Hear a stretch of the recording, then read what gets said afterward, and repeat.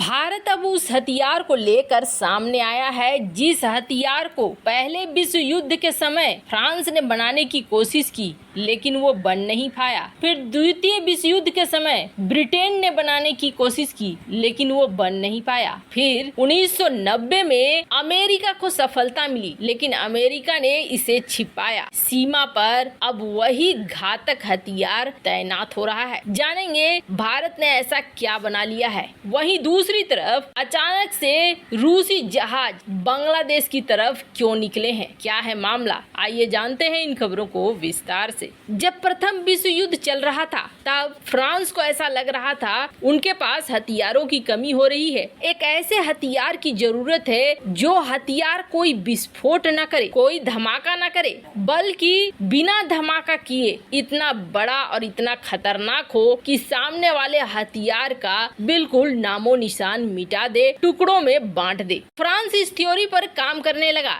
लेकिन फ्रांस इस थ्योरी पर काम करता उसके पहले ही विश्व युद्ध खत्म हो गया। जब विश्व युद्ध खत्म हो गया तो इसे छोड़ दिया गया, पर अमेरिका के नजर में ये चीज आ गई। अमेरिका को ये थ्योरी फ्रांस के जरिए मिल गई थी और अमेरिका ने तुरंत उसे पेटेंट करा लिया। 25 जुलाई 1918 को इस तरह के एक हथियार बनाने की बात हुई और उसके बाद नवंबर 11, 1918 युद्ध खत्म हो जाता है। फ्रांस इस बात को भूल जाता है, लेकिन अमेरिका क्या करता है, 1 अप्रैल 1919 को तुरंत से उसको पेटेंट कर लेता है। अमेरिका के पेटेंट करने के बाद रूस के साइंटिस्ट 1923 में इसकी आलोचना करते हैं और कहते हैं फ्रांस का ये मॉडल था और आपने इसे पेटेंट करा लिया, जो बेहद गलत है। हम भी अपने लिए इसी तरह क्या कुछ इजाद करेंगे, खोज करेंगे। फिर 1944 का वक्त आया जब दूसरा विश्व युद्ध होने लगा। दूसरा विश्व युद्ध होने के समय भी इसी हथियार की बात होने लगी, लेकिन अमेरिका ने पेटेंट कराया था, इसे बना नहीं पाया था अमेरिका। दूसरा विश्व युद्ध भी खत्म हो गया। दूसरे विश्व युद्ध के खत्म होने के बाद आखिरकार 1990 के आसपास अमेरिका और यूके दोनों ने मिलकर इस हथियार को बनाने में कामयाबी पाई, जिसे कहा गया रेलगन। और ये रेलगन था क्या? ये वो हथियार था जो बिना कोई धमाका किए, बिना कोई विस्फोट किए बहुत बड़ी क्षति पहुंचा सकता था। इस विमान में ऐसी क्षमता थी कि ये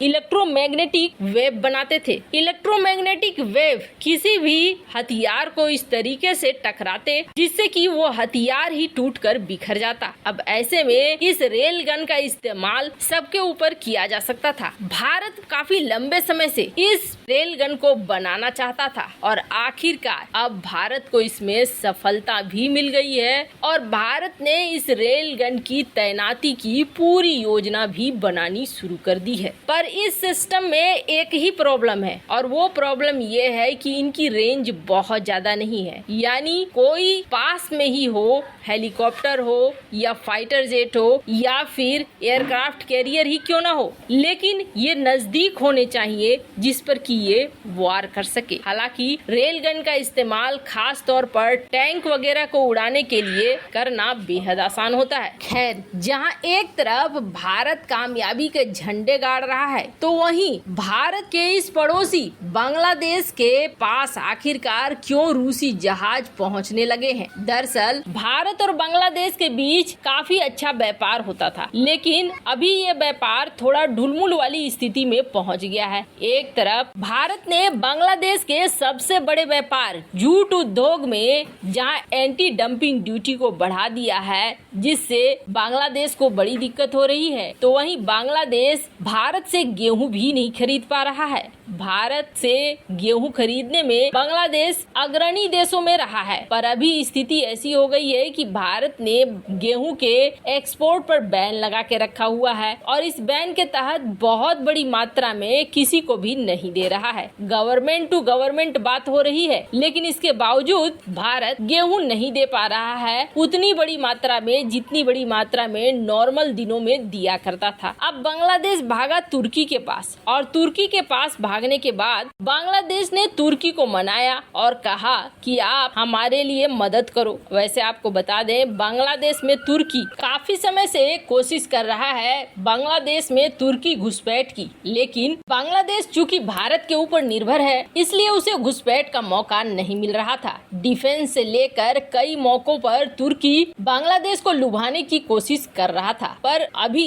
बांग्लादेश की खुद की हालत ऐसी है कि किसी डिफेंस प्रोजेक्ट के लिए बहुत ज्यादा पैसे लगा नहीं सकता है बांग्लादेश। ऐसी परिस्थिति में बांग्लादेश ने तुर्की के साथ बहुत ज्यादा घनिष्ठ संबंध नहीं बनाए थे, लेकिन तुर्की ने देखा कि यहाँ पर एक बड़ा मौका है और तुर्की देख रहा था भारत से बांग्लादेश को गेहूं के ठीक ठाक भंडार नहीं मिल पा रहे हैं और यहाँ तक कि कीमत में भी उछाल आ चुका है, कीमत बढ़ चुका है। अब तुर्की ने यहाँ पर बांग्लादेश को ऑफर दे दिया कि चलो हम तुम्हें गेहूं दिलवाते हैं। और ये गेहूं कहाँ से दिलवाएगा तुर्की? तो जाहिर सी बात है ये गेहूं दिलवाने के लिए तुर्की ने रूस से बात करना शुरू किया। रूस से बात करके रूस को मनाया कि आप बांग्लादेश को दे दो गेहूं। पर यहाँ पर भी एक बड़ी समस्या बन गई। समस्या ये बन गई कि ठीक है रूस यूक्रेन दोनों ही दे सकते हैं गेहूं, पर इनको भुगतान कैसे करेगा बांग्लादेश? क्योंकि अभी तो रूस के ऊपर प्रतिबंध लगे हुए हैं और सामान्य तरीके से डॉलर में पेमेंट कर नहीं सकता है।